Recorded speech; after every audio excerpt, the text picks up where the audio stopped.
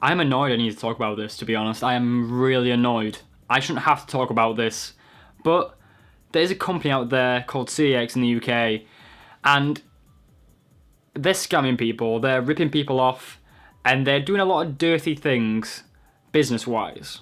So I'm going to tell my story by looking back at two purchases I recently bought. Well, in the last 3 months I bought Paper Mario, The Thousand Year Door, and Rayman 3, Hoodlum's Havoc.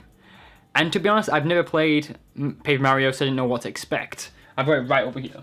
Great game, by the way, fantastic game, I love it. But this is actually one of the first games I actually did buy for the GameCube. So I had no idea what to expect when I was buying it.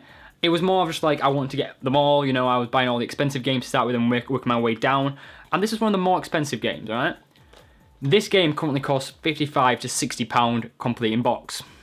I paid £55 for this as soon as I started collecting, probably October to December time, I can't remember when it was, but it was one of those two.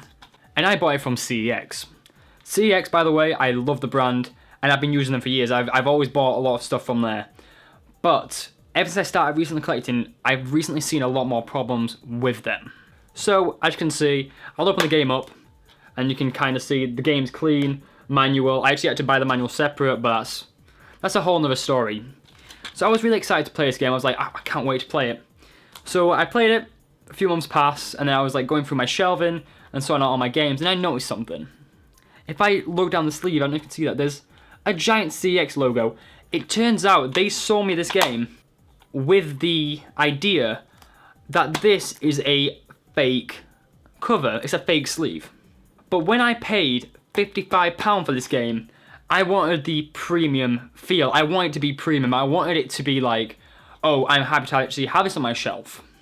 The funny thing is, I've heard a lot of bad stories on YouTube about people spending a lot more money on games than £60 to get ripped off and how this happened to them. The funny thing is, like, if I went back and complained about this, I would only get store credit. I wouldn't be able to get a full refund. I would actually get £60 in-store credit on a company which has betrayed me. Before I mention this, I actually want to go on a tangent really quickly. I have bought from CEX since, but only the cheaper games. I bought really cheap games where I'm not afraid to lose the money.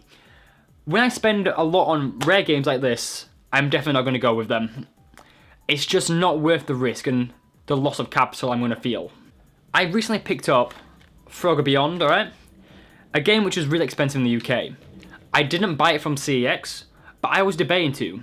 Until all of this information came to light, and I'm not the only one who's had to deal with it, I'm kind of glad I didn't buy it.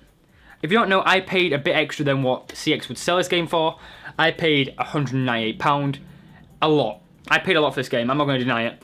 But it's a game which is rare, it's sought after, and it's a game which I just want to have in my collection. But what if I bought this game from CEX and it was fake? I would have spent money on something which I want to have, and it would be wasted. It's literally like buying a Nintendo Switch, because it's around the same price, and someone just punching you at the screen, and like being like, oh, you've got it, you can play games on it, but it's not the same. Ever since I found out that game was fake, I've actually had a quick look around my local stores, and I've actually found out that this is still going on. I saw Marvel vs. Capcom 2, I think it was, the other day. Fake. I've got Rayman 3. Fake. And it's just, why is this happening?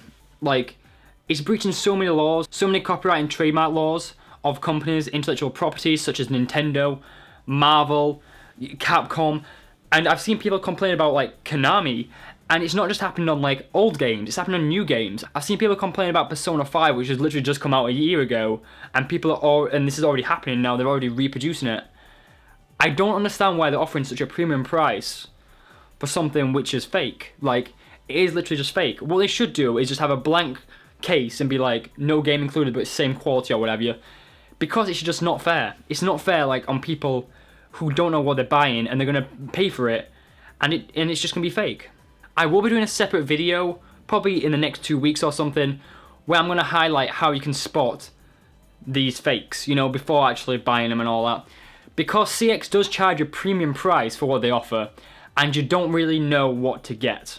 I also want to leave a lot of links below highlighting other people who's actually talked about this subject, because I actually didn't know I wasn't the only one who was going through this. It turns out a lot of people's doing it, and I am honestly amazed at CEX. Like, I am surprised. They've actually mentioned a few tweets here and there, which is mentioned in one of the videos below, and all they mentioned was like, we reproduce them just so we can, just so like the original art's damaged. But that still shouldn't give you justification to breach copyright laws or scam their customer market, you know. The one thing that really annoys me is the fact that I feel a lot more betrayed. Like, I literally feel like they don't really care about their customer base. A lot of people do buy from CEX because they know they've got the games and they want to buy. Like, for example, this game here, like I mentioned earlier, Frogger, they actually do sell this game cheaper than anywhere else. But what if it was fake? Like, what if I spent £200 on a game to find out it was fake and they're like, oh, all we can give you is an in-store voucher? Like I mentioned, I do still buy games from CEX, which I really shouldn't, but it's the only way we can see these retro games in person.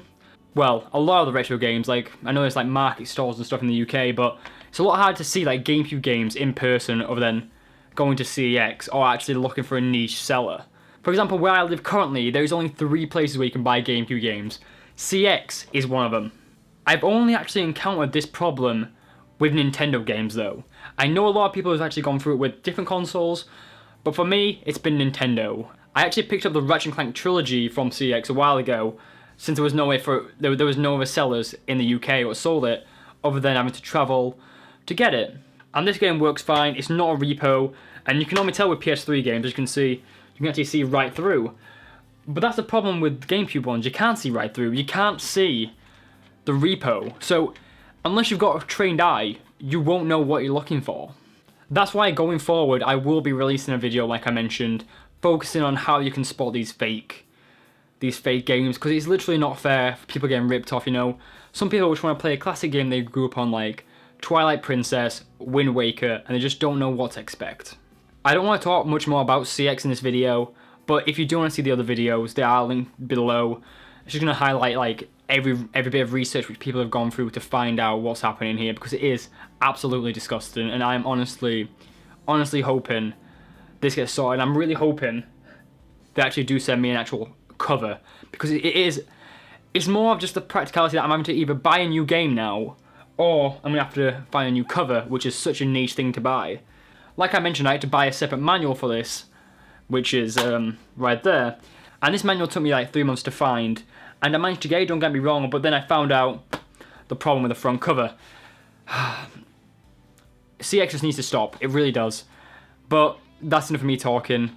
I will be contacting them on Twitter to see what they've got to say about this, and I will be actually getting in contact with Nintendo and all that rubbish, because I don't want it to happen to someone else. Like, that's the one thing I want to do. I want to stop it from happening again to myself, as well as a lot of other people, because if you do spend that kind of money on something, you want to get the premium product. You don't want to be messed around. Anyways, I'll see you guys next week when I'm going to showcase how you're going to do it. By the way, there is a GameCube video coming out showcasing all my collection, but I've just got a lot of stuff coming in right now. You know, my life's busy. So yeah, I'll see you guys later.